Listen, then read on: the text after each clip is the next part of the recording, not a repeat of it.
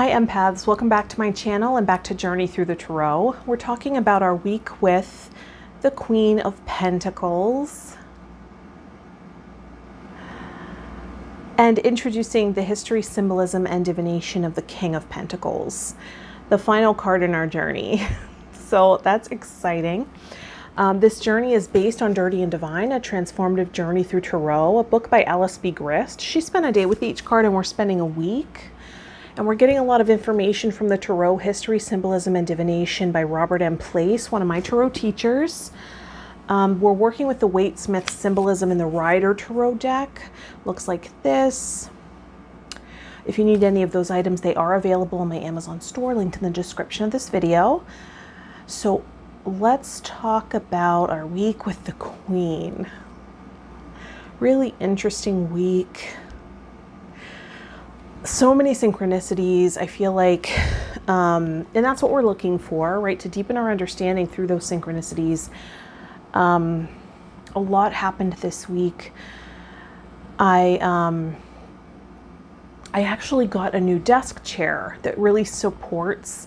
It has lumbar support, it rocks, it reclines, the armrest raises, and I was calling it my throne, and then I was like, oh wait a minute, it is Queen of Pentacles week, so I have this new throne that's really supportive and comfortable and helping me kind of sustain sitting for so many hours every day for work.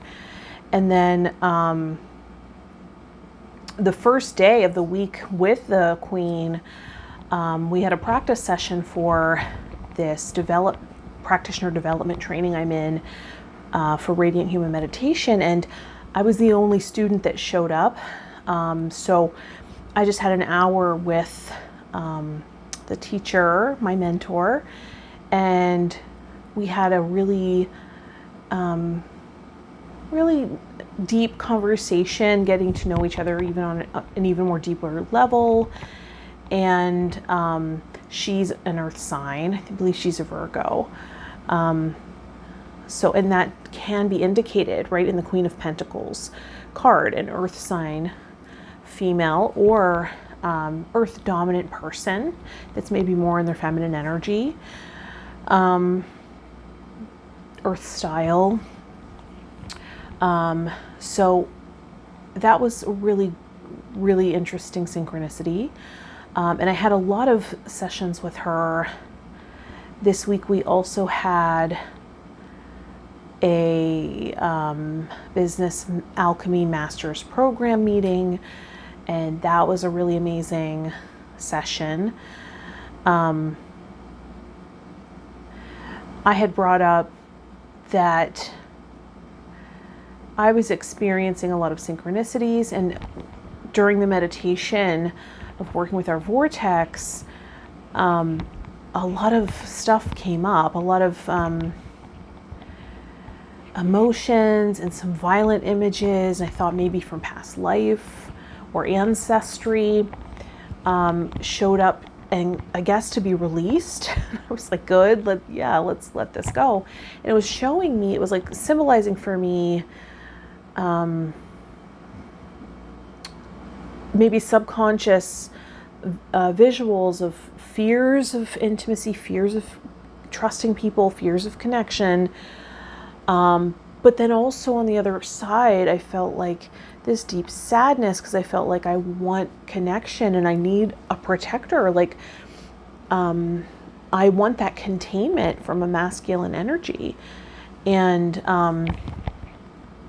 so I also had this emotional release, and perhaps of a block that I had been carrying for a long time based on these fears, right? Most likely ancestral, could be past life, however. So I don't know, but it was really interesting. And we talked about how it can show up when you have like a positive awareness. And I was saying, I'm having a lot of synchronicities. And so she was explaining when certain chakras are cleared, it's like the faucet's now running clear, right? It may have been muddy at first, but then it's running clear, and that's when the synchronicities show up. So I thought that was really illuminating. That was really interesting, because that has been happening for me a lot this week. And recently, I was watching some documentaries on Netflix on my day off. I did take some time to kind of enjoy, I feel like there's hair in my eye, enjoy just like some downtime and relaxing. And I watched, first off, I watched Fear City, which was about the mafia and how they ruled New York City in the 1970s and 80s. And they showed it pretty violent. And they showed,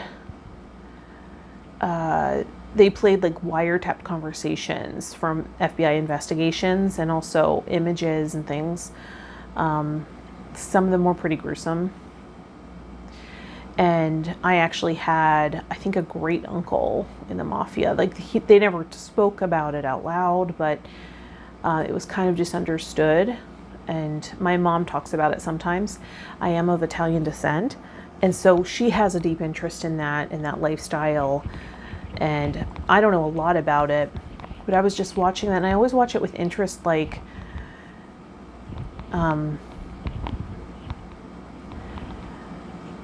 I don't know how I feel about it. Like, I clearly don't stand behind violence,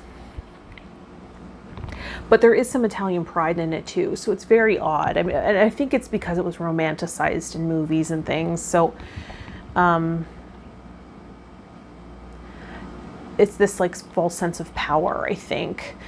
And interestingly, I was in a class with Carolyn Meese, tonight, the night I'm filming this, and it was about creativity, and we were talking about a lot of things. Well, she was talking about a lot of things. It was very interesting. And one of the things she was talking about was, instead of focusing on the love of power, focus on the power of love. And that's sort of the message that came in, I think, through Mary Magdalene. And that was really, the way she speaks is so eloquent though. So it really touched me. Like, you hear that all the time. Like, it's something I felt like, it wasn't the first time I ever heard that, but I felt so moved by that. And I do feel like that can be symbolized as a queen. And I even looked up to see what Carolyn Meese's birthday was, because I thought, if she's an earth sign, this is so synchronous, because she does have that earthy, grounded style, but like, she's very practical in her approach. I studied medical intuition with her, or I took one of her classes, and she's just very practical about, there's only so many possibilities for what could be going wrong. So we just look at that, we narrow it down. And I really just appreciated her grounded, like no BS approach. So when I saw this class coming up, and she deals a lot with archetypes, and as you know, that's the work we're doing with the tarot. So I felt really called to take this class. So looking at the power of love instead of the love of power. And I think that's part of the message in sort of our evolution as humans, but particularly looking at my ancestry, right? And trying to,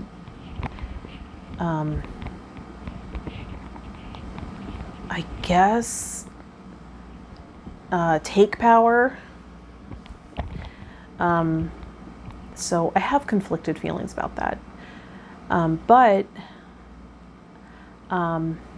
And my mother called me today, and I was telling her about this documentary. It's a docu-series. It's like a 3-part series.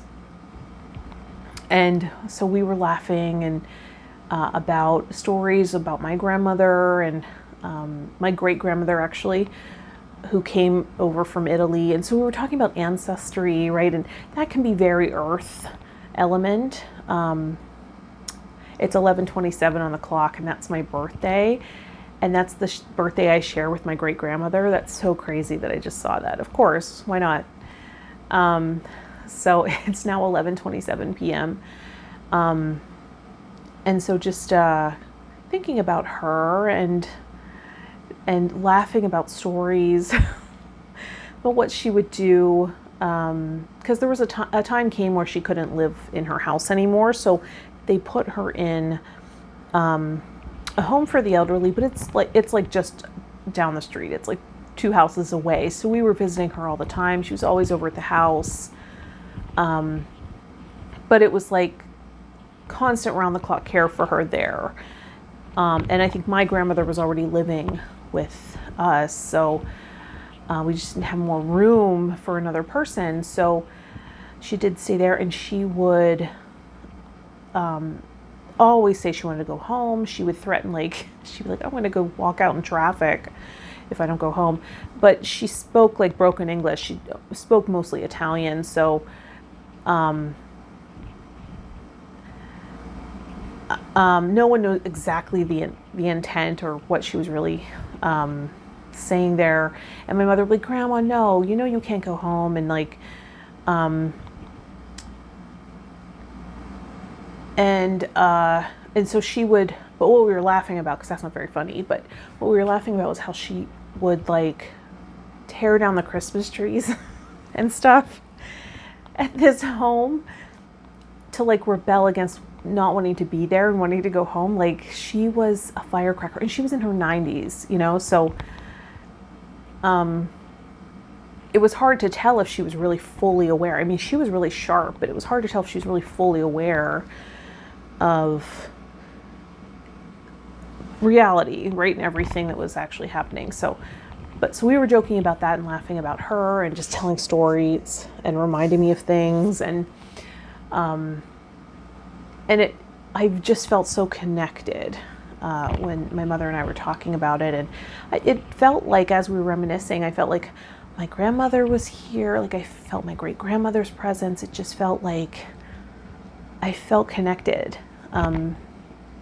which is a great feeling, because I had been feeling separated and like isolated for a while. So that felt really nice to kind of remind me of that. And that's sort of our tradition. I don't know if it's all Italians, but our tradition was to write down the ancestral information and birthdays and you know, family lineage and all of that in a Bible. And my mother has that Bible. And so looking at roots in that way. And when we look at, you know, I forgot to review that. When we look at the Queen of Pentacles, we are looking at a nurturing energy, a woman who's built her empire, successful businesswoman, ultimate hostess, abundant mother, accomplished but practical. A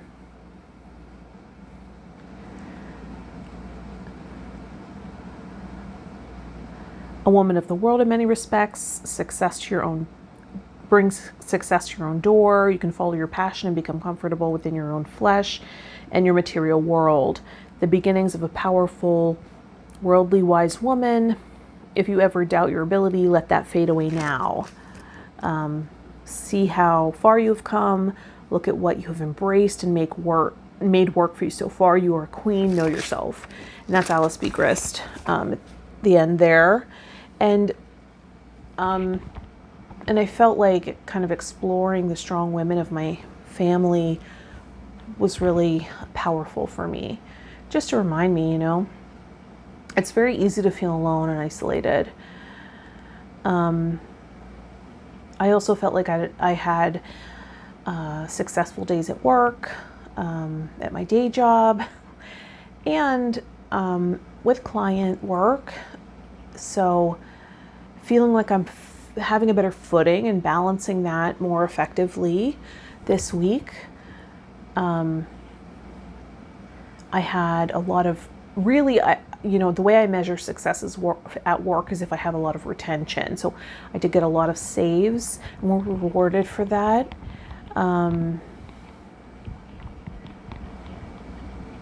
One day I had like 7 saves, and a lot of them were just right in a row. Actually 2 on one call. I had a customer keep 2 different accounts, even though it's very similar service. So I felt really good about that, and I felt like I really impressed the people at work. Although I also felt like some things I kind of needed for tax reasons and things were not delivered. And so I felt like some of the resources I really needed weren't provided. But I'm on it. Like, I'm back on that. I'm not sure why I brought that up.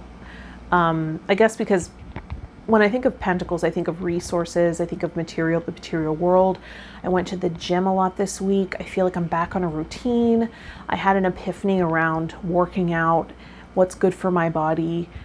There's certain parts of the workout that I was doing that I felt so regimented about that I have to do this every time I'm at the gym, and they would exhaust me.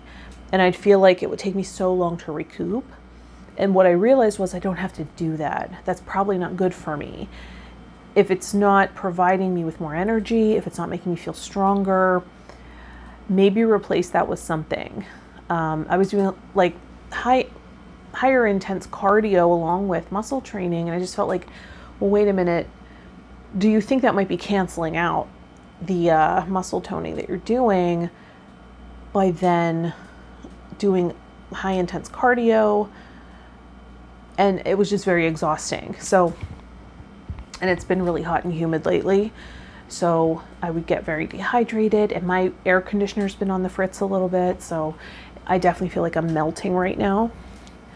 I also watched a documentary about David Foster on Netflix, and his background in being a musician, a really accomplished musician, and then music producer. And I was really inspired by that. And I just loved the way he owned up to like past mistakes, and it felt sincere and heartfelt. And I was,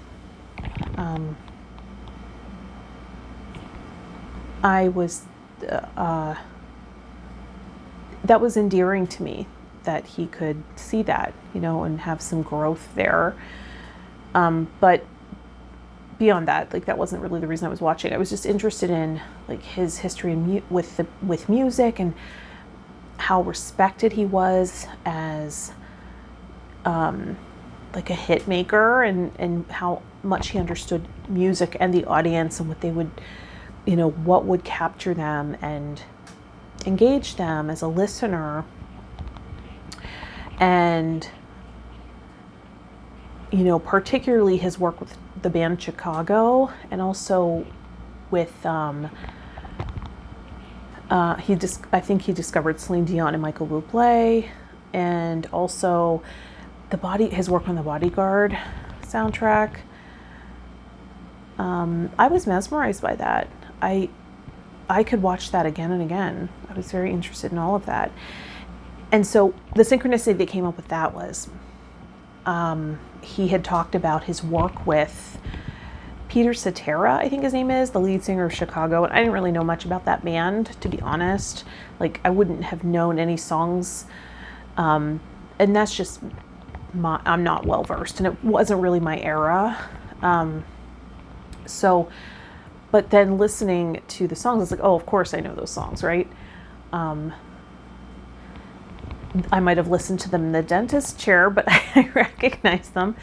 And so, but one of the songs that Peter Cetera had, I guess, written and recorded with David Foster was The Glory of Love, I think it's called. And it was on the Karate Kid 2 soundtrack. And as soon as it started playing, because they were talking about how aligned they were and working together and how connected they were, and it kind of broke up the band Chicago, but they were so aligned, and their style and writing, and they respected each other so much that, like, they learned to respect each other after working the studio on that album together. And I guess they worked on this solo project, And he wrote this song. They wrote the song together, I guess. I don't know. And David Foster produced it. I think that's what happened. And so the song started playing, and I was like, immediately my heart felt something, like it opened. I started feeling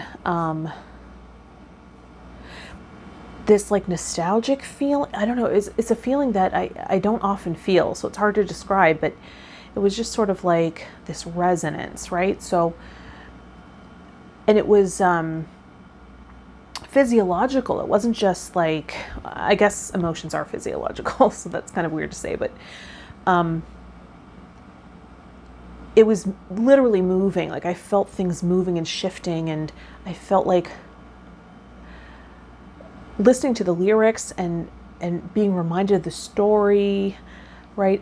And just the melody and the harmonies and rhythms of that song resonated with something deep inside of me. And it was sort of like, oh, this is the frequency and how I want to feel in partnership.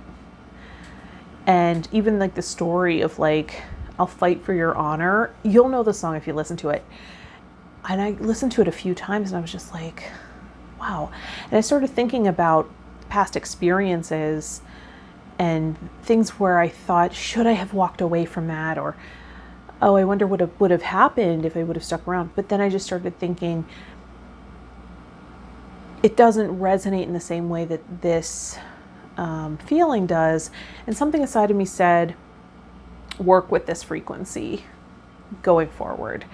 And this song, which I've done for manifestation before, and it's very powerful. And it felt like an upgrade to use this song instead. In the past, I've used songs like Make It To Me by Sam Smith, and that attracted in a certain type of person that resonated at the time. And I felt like this was kind of an upgrade. And it reminds me of a connection I have with somebody at work who I really respect, and we really get along well. And he's the type of person I would choose to be with.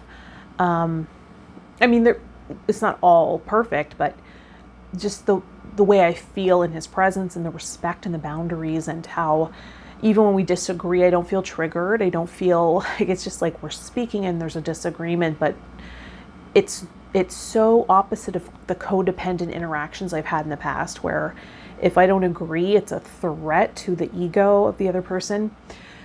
So just thinking of that and how grounded he is, and just all the attributes he has. He's not available, so but he's just such a great friend. And I think that's part of it, right? That substance. And I think that's part of the Pentacles too, is like, and the Queen is someone who's ready for partnership, right? The Queen is receptive, in her power, right? She is all the things that she's ready to attract in, right? Because I was just watching, oh, I forget his name, Joe Dispenza, I think it was. I think that's who it was. And he was talking about how people are always coming to him saying, how do I attract in my partner? How do I attract in my partner? And he's like, make a list of all the things that you want in that person and then become it. And I sort of think that's a little oversimplified. I mean, I see what he's getting at. But I look at it more as, think of the person you want to be with. Who would they want to be with, right? I think Tony Robbins talks about that too. It's like, well, don't be like, you know, you want to be the counterpart of the person you want to attract in. You don't want to be them, but I get the point, right? So that was interesting. There was something else about the Carolyn Meese class. Oh yeah, she talked about we're working with, I guess, Saint Teresa of Avila, she said. She pronounced it Avila, I think, or Avila or something. And I've always thought it was Saint Teresa of Avila, I think, or Avila. I don't know, but she said Avila, I think. So I was like, okay, I trust that it's right if you're working with her. So, and she said that the message from Saint Teresa of Avila was always to grow in self-knowledge, and not self-empowerment, self-improvement, self-help, self-knowledge. Know yourself, know thyself. And I feel like this is a queen who knows herself, knows her roots, knows her background, understands her power, and she's practical. Also in the class, we were talking about how everything in the material is transitioning into the energetic counterpart of it, which I thought was interesting. So it is this mystical quest. We're kind of going on this mystical journey, talking about how medicine is transforming into energy medicine, and fighting or prevention through vibration and frequency, and even currency is transforming into this cryptocurrency and things that are the energetic equivalent. And we're becoming more aligned to our spiritual consciousness as opposed to material reality. And we're allowing the spirit and the consciousness to direct the material world instead of being so solidly glued to the material world. And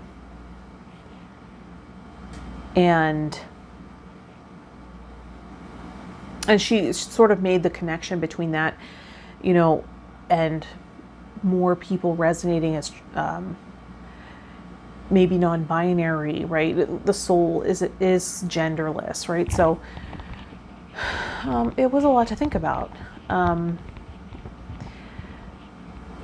So I'm still processing all of that, but I'm glad I'm in the class. I'm glad I'm in that journey. I felt like the biggest thing was getting my chair, getting the throne. I thought that was such a synchronicity. Oh, and in the song, the Peter Cetera song, Glory of Love, there is a line, oh, now I can't remember it, but there is a line about, I'll be a knight in shining armor or something. And it was interesting, we had just moved from the knight right into the queen. And I felt like, I don't know if he said the word queen, I can't really remember, but it just felt very royal and like these archetypes. And so it just really spoke to me. I felt like the timing was eerie and incredible, and of course on point. I'm sure there's more. There always is, and I just don't write it down. But I was seeking an IFS therapist, someone who practices internal family systems, model of healing. I want to receive that and experience the unburdening through that method, which I have been studying deeply and I really believe in, and I want to kind of be on the other end of it. And so I reached out to quite a few practitioners, and I heard back from a few, and I had a call with one who said she doesn't work with the unburdening process because she's not a therapist, and so she only does coaching, which is about creating something, which I thought was interesting, right? Even though what I'm working on is unburdening right now. And that's what I want to focus on. That's what I want to invest in right now, because I feel like I sort of really, my exiled parts get very activated, and I feel like I really relate to the exile archetype, and that those parts are very loud. So those are the parts that of course carry our burdens, but also our gifts. And I'd love to release some of that heavy burden. And that's something Carolyn Meese also talked about, is the unburdening on the mystical quest, releasing, she was talking about forgiveness. If we can have one act of forgiveness, it just skyrockets us into a place of lightness and weightlessness.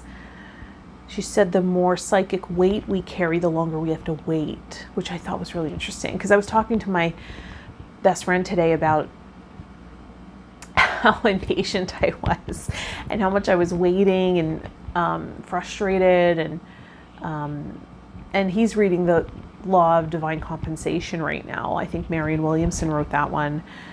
The Law of Divine Compensation, is that what I said? And I had introduced him to that book years ago, and so he's reading it now, and so he always brings back the wisdom to me. And he was like,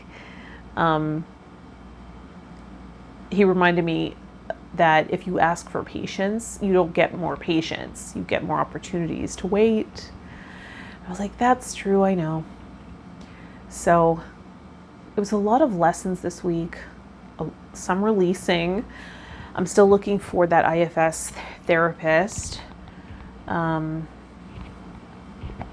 There's one teacher in the circle that I'm in, and I'm learning a lot.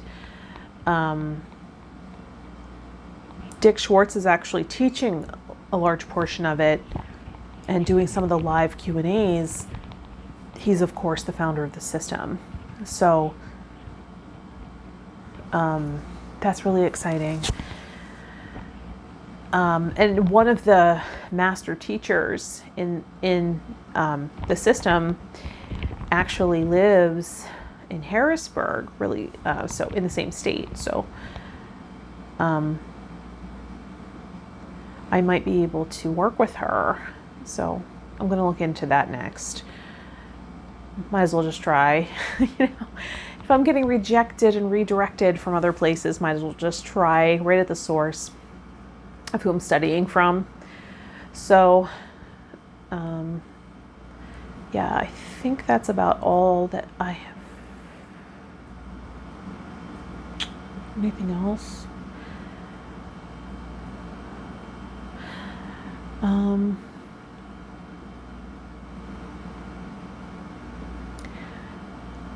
I feel like I also have a friend who's also a mentor to me, and we've been talking more, like sending messages back and forth again. And she was talking to me about her having found somebody and wanting to talk to me about that, and I was really excited. And then just kind of talking back and forth about what we're looking for and what the right match would be, and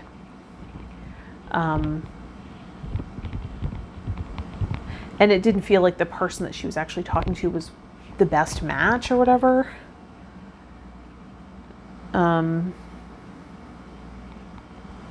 Just based on what he was saying, but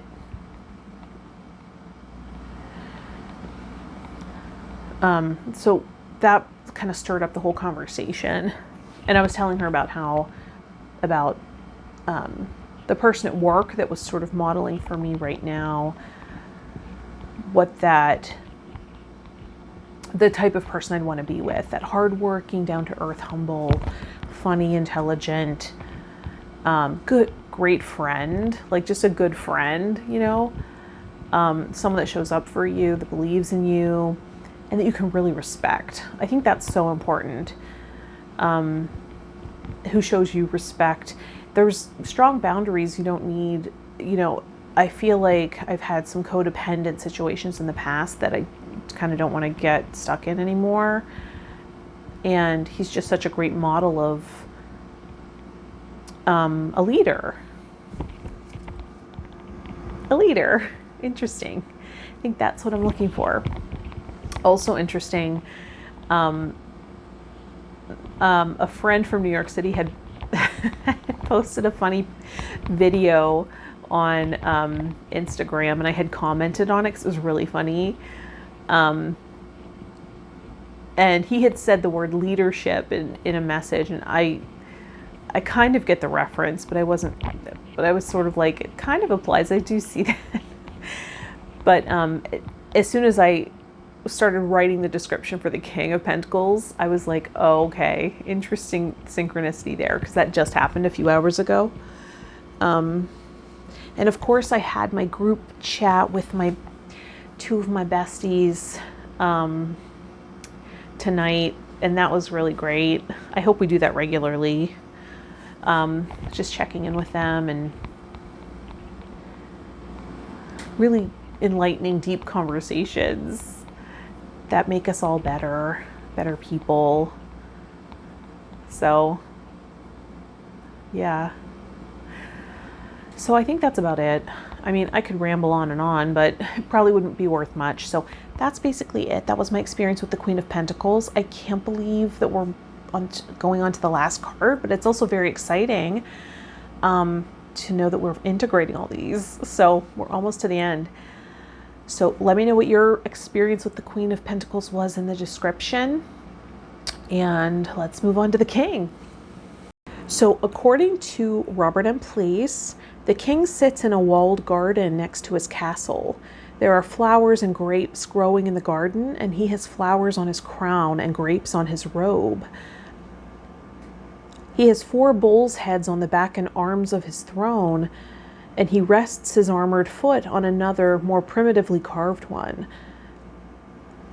The bull is the sign of Taurus, an earth sign, and it connects him with the bull representing St. Luke on the world card. Like Taurus, the king is wealthy and pleasure-loving. He is conservative but dependable. From under his sensual robe, he displays an armored leg, which attests to his preparedness to defend his property.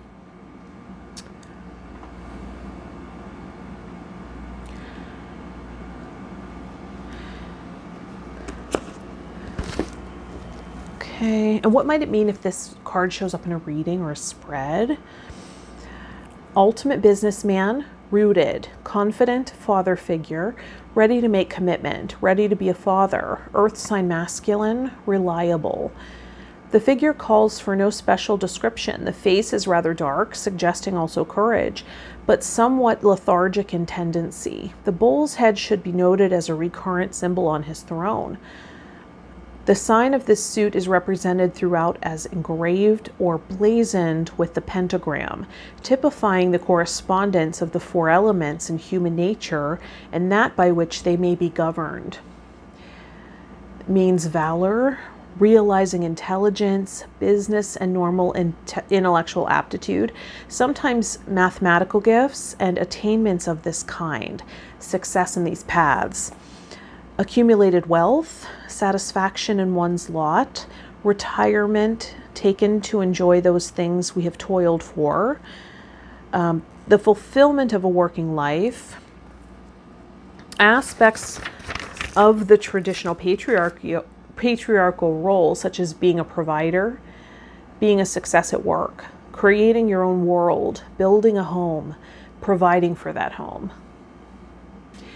And then according to the Biddy Tarot, Bridget's meaning for the King of Pentacles: wealth, business, leadership, security, discipline, abundance.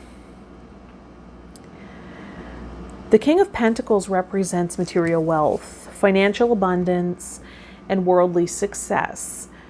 This king is a faithful provider. He uses his ambition and confidence to create wealth for himself and others, and generates his self-worth from what he has accumulated and can share with others. He is also a fatherly figure who provides others with advice, guidance, and wisdom, especially in financial and work-related matters. When the King of Pentacles appears in a tarot reading, you are confident and successful at attracting and managing wealth. Not only do you identify opportunities for growth and success, but you also draw upon your self-discipline and control to manage your wealth and invest it wisely for the long term. The arrival of the King of Pentacles indicates that you can translate your vision into something tangible, practical, and often very lucrative. You are the ultimate business owner.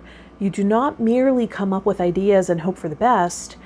You work hard to map out your plan of attack, gather your resources, and manifest your goals, often with tremendous success. You are like King Midas. Everything you touch turns to gold. When you apply yourself to your vision, you create huge success, particularly on a financial level. Money flows easily and abundantly to you, and as you sit at the pinnacle of your economic power and influence, you can rest assured of your continued prosperity. You no longer struggle to achieve what you desire, like the page and the knight, nor do you have any need to prove yourself. The King of Pentacles often indicates the final fulfillment of a creative task, a business venture, or investment.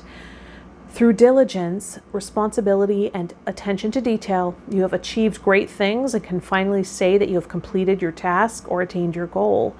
You can now enjoy all that you have accomplished and the successes you have created. You have created a rich life, not just financially, but also spiritually, which will set you up well for the future.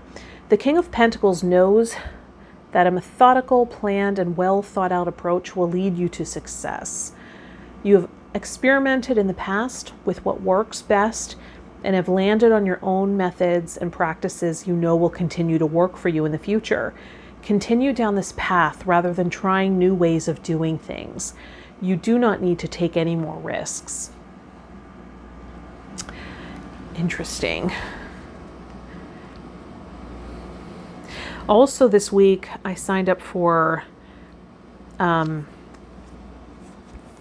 Natalie Weiss's singing class. She's teaching more pop style technique, and it's amazing. I'm so happy I took it. I wonder if she's an earth sign. I actually met her in New York City. I used to work at a paint your own pottery studio, which is interesting because it's so hands-on. And I remember she came in and I was like, wait, Natalie Weiss, the singer? And I thought it was someone picking it up for her because that's usually what celebrities would do. They would have someone else pick it up. And she was like, I'm Natalie. Wait, I'm Natalie. And I was like, oh. And she was like, Natalie Weiss, the singer, like Julia Roberts, the actress. So she was so cute. And the next time she came in, she was like all dressed up because I guess she was recognized. But I felt really awkward that I may have embarrassed her. So I just pretended I didn't notice. And I notice her. I felt like, Rachel, why do you do these things? And then I was like, I think I know you. I think we've met. We run in the same circles, right? I was like, I was in Red the Musical with Katie Thompson. She's like, I know Katie. I saw that musical. And I was like, yeah, I was in it before they took it to LA though. So I was just like, I was so awkward. But so, I think that was before she was doing Breaking Down the Riffs. But so now she has this voice class that's really good. It's so powerful. It's helping like train the ear. And I've never had such a great ear training class and understanding all the little techniques, all the tricks, not just for riffing, but just in the pop style in general. Like, so doing that has been really fun and exciting. So I forgot to add that, but that also happened this week. And she's so much fun, and it's like fast paced, but it's all super helpful. Every second is, edited to perfection, and it's just a great class. So yeah, I was excited about that. Okay, so anyway, let's integrate the Queen of Pentacles week, and with the sound of the frosted crystal singing bowl, and send out intentions, inviting any experiences that will deepen our understanding, as well as synchronicities that will deepen our understanding of the King of Pentacles and all that symbolism we just went through, whether that be inside of us or outside of us, right? And recognizing when it shows up and remembering it so we can integrate it next week. All right, this is our last week bringing in a card. I'm so excited. You might want to close your eyes and get in touch with your breath.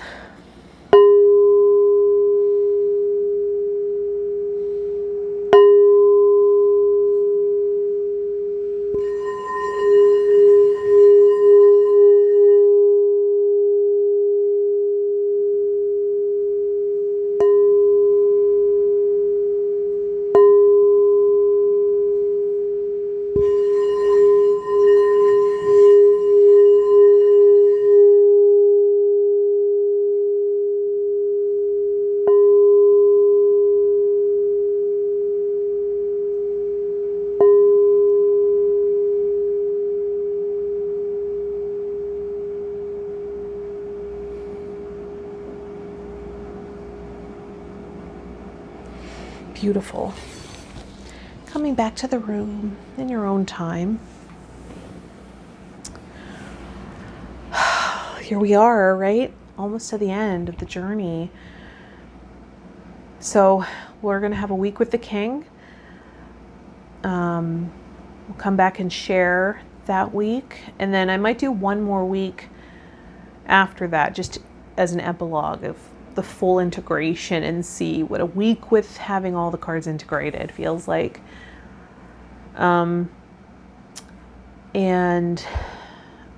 I do plan to create an experience that maybe is more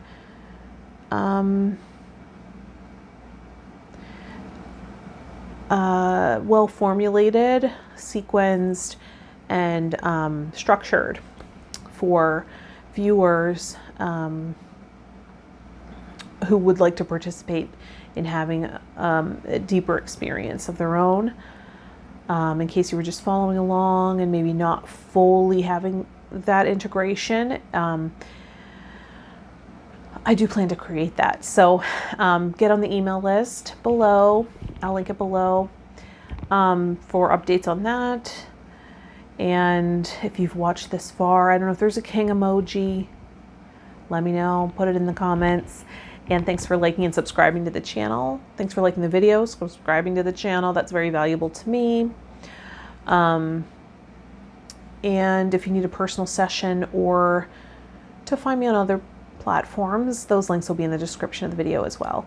All right, I will see you in the next one. Have a great week with that King. Bye, Empath.